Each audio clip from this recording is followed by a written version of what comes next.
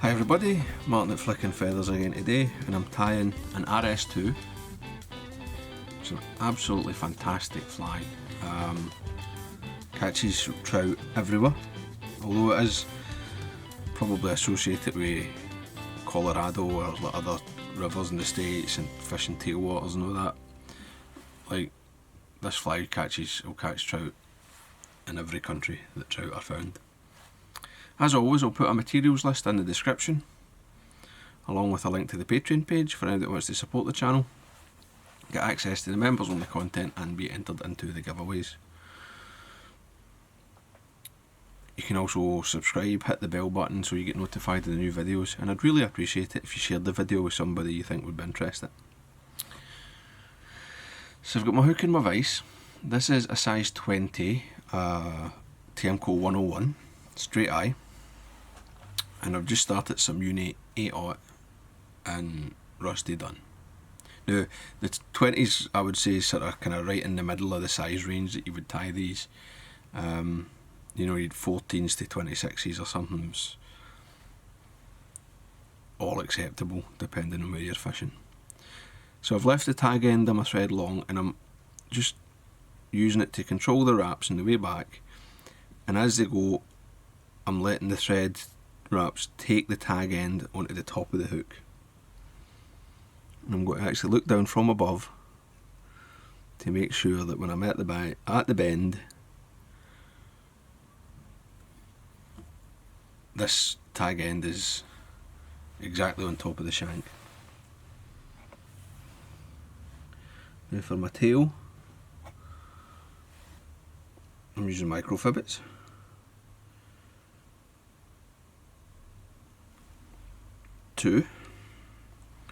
I've lined them up so the ends are matched, and length I want like just about a hook length.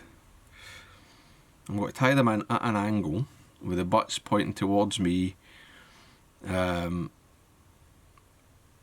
then I'll just take a loose wrap to gather them, and then another wrap tightens it up, and that pulls them onto the top of the shank. So when I tied them in, I'll just rock the hook a wee bit so you can see this. When I tied them in, I was holding them at roughly that angle where my dubbing needle is.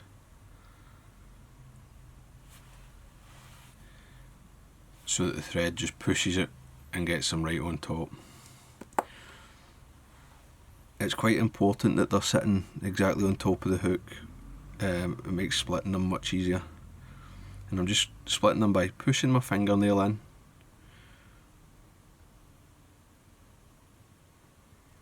And you can be quite rough with these, they're very tough fibres. And I just pull. Oops. I pull the thread in between them. Now, you'll know that you've managed it correctly because you'll see them moving when you pull it. The first time I lifted it up, I had actually missed the gap there, and you can adjust and fight them. You don't need to worry if they're exactly how you want them yet before you've really cinched everything down. And you can tighten slightly and then when you're happy, just lock it all off. And I'll trim my waist about the 3/4 point in the shank, and that's my body measure.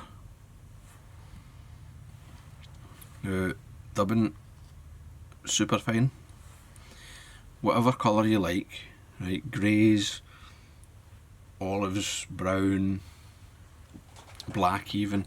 I'm using Calibatis is the colour in the hairline. It's a colour that I really like for this pattern. It seems to be acceptable for a lot of species of mayfly, even if it's a bit lighter than some or a bit greyer than others. You know, if the size is there, this is nice and close. So I'm just putting a very fine rope of dubbing. Now, it's far better to put less on than you need and add a wee bit more.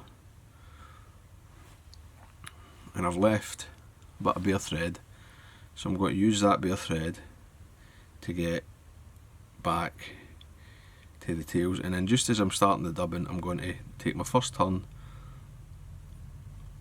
under the tail, and that sort of lifts and cocks it, and then just going to come up and build this body nice and slim.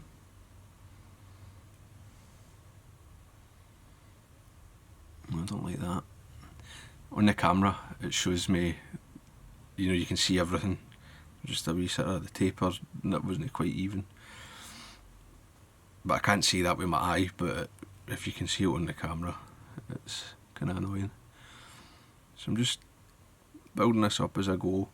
It can be slightly tapered, but I wouldn't worry too much about putting a taper in. Wing is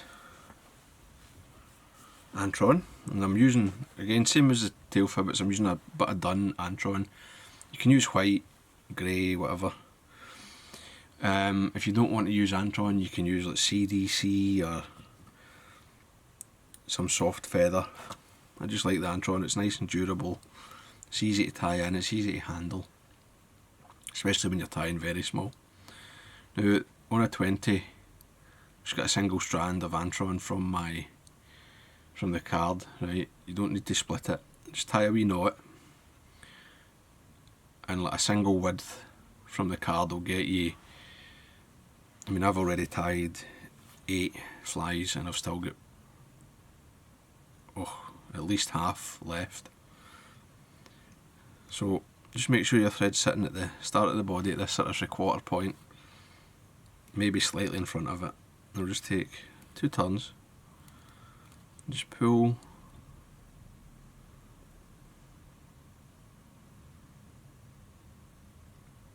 that in until it's all nicely behind the eye, then you can tidy it up. If you've got any wee strands of fibres, just take the thread and use the thread to draw them back.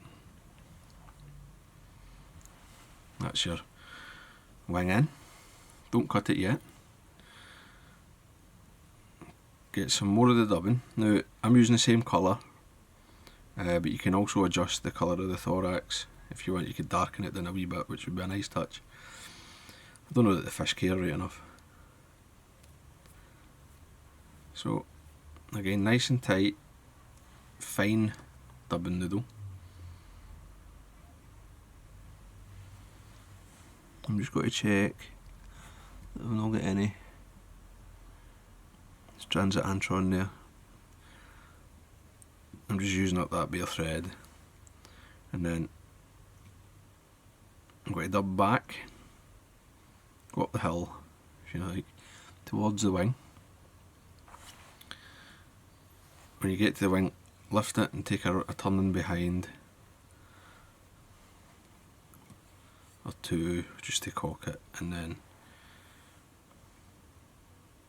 take that right down to your eye.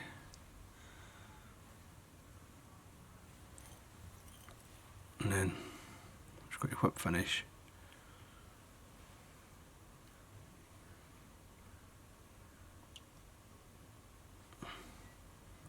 Make sure the knot seat's nice. And you can, if you support the hook, you can actually pull on that quite hard. If you don't support the hook, you'll bend the hook. You've got to hold it. But that seats that knot in, like, right into the right in front of the dubbing. You hardly have any visible thread head. And then to cut the wing, I just come in, set my scissor blade right against the hook eye, cut. You can mess about with your tails if you've disturbed them, but it doesn't matter. Now, if you don't want to use head cement, you don't need to, but I like to put a wee bit on, and I just basically run the brush over the eye there, and just let the sides of the bristle touch the thread, and that'll, enough of that head cement will carry onto the knot just to secure it. So there you go, the RS2, super good, super deadly. Tie them in a range of sizes and colours and they'll serve you well. So I hope that was useful, I hope you enjoyed it. If you did, please remember to give me a thumbs up below and subscribe to the channel. Tight lines guys, bye.